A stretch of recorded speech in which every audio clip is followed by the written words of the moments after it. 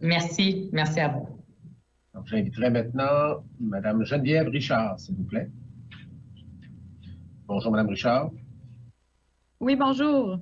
Est-ce que vous m'entendez bien? Oui, vous-même? Nous vous entendons bien. Alors, je vous cède la parole. 10 minutes. Nous vous écoutons. Excellent, merci beaucoup. Donc, bonjour, Geneviève Richard, je suis membre du comité citoyen carboneutre de la MRC de Masquinongé. Je tiens à mentionner que les visions exposées aujourd'hui dans le mémoire qui a été déposé ne représentent que les opinions des membres du comité et non ceux de la MRC.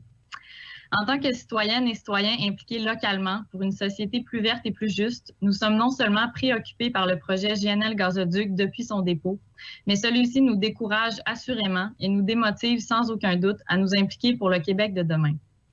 Tant au quotidien que dans nos actions du comité, nous visons depuis 3 ans à inspirer nos pairs à adopter des comportements plus durables à diverses échelles.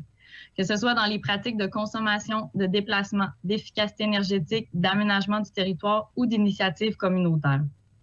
En ce sens, un projet basé sur une ressource non renouvelable et issu de produits d'hydrocarbures nous semble un projet tout sauf durable, tout sauf logique, tout sauf inspirant. Bref, rien de ce que nous ne voulons voir se réaliser ni au Saguenay ni ailleurs. L'an dernier, notre comité a réalisé un exercice de réflexion pour mettre sur pied un plan d'action visant à propulser plus efficacement nos comités vers la carboneutralité, tout en augmentant la rétention et l'attractivité des gens dans la région. Un des éléments principaux qui en ressortait était de miser sur les attraits naturels et les initiatives environnementales inspirantes, tant au niveau du tourisme que de l'établissement. Nous sommes convaincus que plusieurs personnes au Saguenay partagent ce même objectif et pouvons imaginer l'impact dévastateur qu'un projet comme GNL Gazoduc aurait sur celui-ci. Nous nous présentons donc ici, non seulement par solidarité avec ces gens qui visent à innover pour leur région plutôt que de reculer, et parce que le projet aurait des impacts qui dépasseraient de loin les frontières régionales. Messieurs les commissaires, pensez-vous vraiment que les gens viendront voir le paysage grandiose du fjord une fois contaminé par des navires-citernes longs de 30 autobus? Non seulement les photos de voyage et souvenirs ne seront plus les mêmes, mais les moments présents à savourer cette immensité bleue n'auront plus la même intensité non plus. En pleine urgence climatique, alors que tant de municipalités et de MRC, dont la nôtre, ont adopté la déclaration à cet effet, développer un nouveau projet basé sur les énergies fossiles donne l'impression d'une bien mauvaise blague plus que d'un projet auquel il faut accorder du temps de réflexion. Peu importe les mesures d'atténuation proposées par la compagnie, le bilan carbone de la planète, les écosystèmes, le futur de nos enfants et celui des générations à venir de notre espèce se portera assurément mieux sans un projet tel que GNL Gazoduc. Le temps bénévole que mes collègues et moi avons investi pour participer à la présente commission, pour démontrer l'absurdité de ce projet, représente du temps que nous n'avons pas pu investir à créer des activités et projets inspirants pour faire avancer la société. Il nous paraissait néanmoins incontournable de vous présenter notre vision, si évidente selon nous, au sujet du projet à l'étude.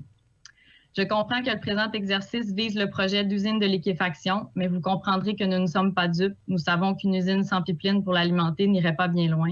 Et ce pipeline passerait en Mauricie, installation qui commence drôlement à se rapprocher de nous ou encore à ressembler à un Énergie-Est numéro 2. Nous sommes d'ailleurs bien perplexes à savoir comment la compagnie considère que les gaz à effet de serre s'arrêtent aux frontières des pays ou encore des régions. Cette vision du « chez vous, pas chez nous » nous semble dépassée pour un monde plus juste.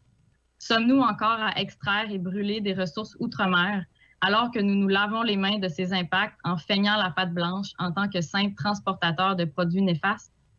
Ce projet semble malheureusement nous enfoncer dans ce concept individualiste encore plus.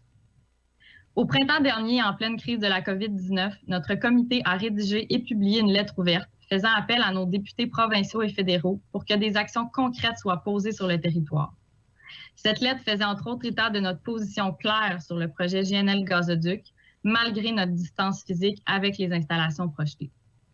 Rédigée par Geneviève Rajot-Soriol et Thierry Archambault-Laliberté, c'est avec celle-ci que je terminerai ma présentation puisqu'elle est tout autant d'actualité. Avril 2020.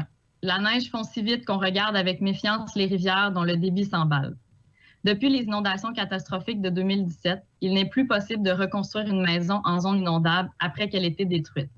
Il serait effectivement dommage de reproduire la même erreur, alors qu'il est possible de reconstruire sur des bases ou plutôt un terrain solide. C'est exactement ce que nous offre présentement la crise de la COVID-19. Une occasion unique de celle qui ne se présente qu'une fois, de reconstruire en mieux.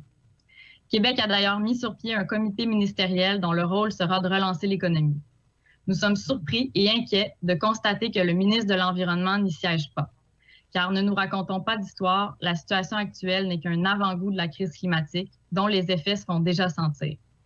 Migration involontaire massive, tensions politiques, catastrophes naturelles, épisodes météorologiques extrêmes et pénurie de ressources se dressent à l'horizon. Pour éviter le pire et augmenter notre résilience collective, nous devons sans plus tarder délaisser l'économie du passé et nous tourner vers une économie d'avenir. Laissons derrière des projets tels que GNL Gazoduc et le troisième lien. Investissons plutôt dans l'agriculture de proximité, la mobilité durable, l'économie sociale et circulaire, la protection de la biodiversité et les technologies vertes. Créons des emplois durables qui feront la fierté de tous. Bâtissons un Québec fort de ses ressources et de ses gens. Faisons que chaque dollar investi dans la relance ait des répercussions positives à la fois sur l'économie, la société et l'environnement. De la noirceur de la pandémie émane une solidarité improbable. Chacun redécouvre l'importance de la communauté et de l'achat local au profit des entreprises d'ici, durement touchées par la crise. Il devient évident que la santé, l'autonomie alimentaire et les liens qui nous unissent sont ce que nous avons de plus précieux. Profitons de ce pas de recul pour faire 10 pas en avant. Accélérons enfin la transition écologique sociale. En tant que commissaire, nous vous demandons de porter notre voix via votre rapport pour exiger que nous sortions de cette crise en changeant de paradigme pour éviter le pire et bâtir le meilleur. À commencer par ici et partout, concrètement. Dotons-nous d'un plan ambitieux et rassembleur à toutes les échelles. Notre comité, déjà actif sur le territoire, souhaite continuer sa mission si le gouvernement et les grandes industries font elles aussi preuve de créativité et de vision. Le Québec est à la croisée des chemins, retomber dans le piège de la croissance à tout prix ou repartir à neuf avec une économie humaine et raisonnée. Tout projet qui nous éloigne de la lutte contre les changements climatiques nous rapproche du lit de la rivière et nous savons que ce n'est pas un bon endroit pour construire une maison dans laquelle il fera bon vivre. Merci. Merci beaucoup de votre présentation, Mme Richard. Juste un point à éclaircir. On nous avait avisé que c'était une présentation verbale. Et vous nous parlez d'un document. Est-ce que votre présentation va nous être déposée par écrit? Notre mémoire est déjà déposée, là, celui que je viens de vous lire en ce moment. Alors, d'accord. Merci beaucoup de cette précision. M. Piloteau, question? Non, ça va, merci. Alors, je vous remercie beaucoup d'avoir contribué à nos travaux, madame. Merci à vous. Bonne journée. Merci. Bonne journée.